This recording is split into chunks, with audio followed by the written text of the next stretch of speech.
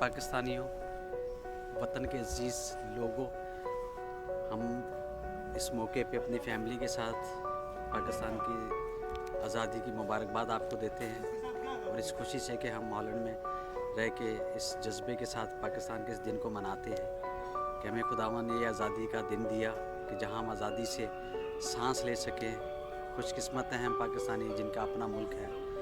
हम कश्मीर के लिए भी यही दुआ चाहते हैं कि उनको भी जल्द से जल्द आज़ादी मिले। Do not forget to like the video, subscribe PTL TV and press the bell icon to receive notifications.